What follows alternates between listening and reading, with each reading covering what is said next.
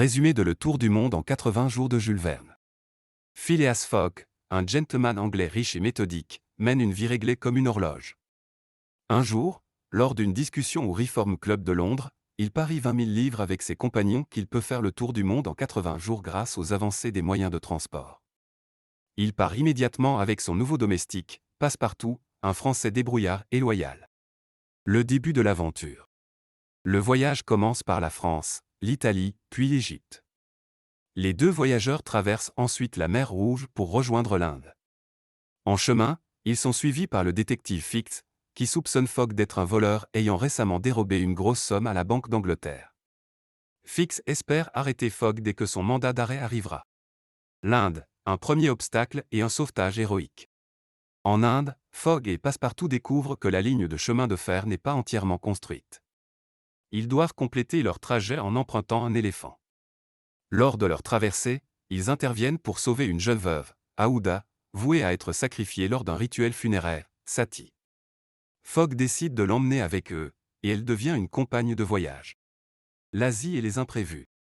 Le groupe atteint Hong Kong, mais Passepartout est drogué par Fix, qui espère retarder Fogg.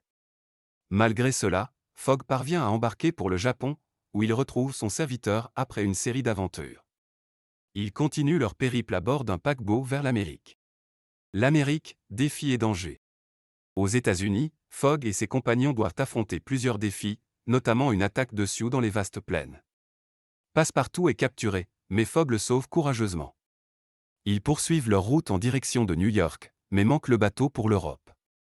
Fogg loue alors un navire privé et, à court de combustible, ordonne au capitaine de brûler les parties en bois du navire pour alimenter les moteurs. Le retour à Londres et la victoire. Fogg arrive à Londres croyant avoir perdu son pari. Cependant, il réalise qu'en traversant les fuseaux horaires, il a gagné une journée supplémentaire. Il se rend in extremis au Reform Club et remporte son pari. Conclusion, une victoire personnelle. Au-delà du pari, Fogg trouve un bonheur inattendu en demandant la main d'Aouda, qu'il épouse peu après. L'histoire montre que, même pour un homme aussi méthodique, la vie peut être pleine de surprises, d'imprévus et d'émotions.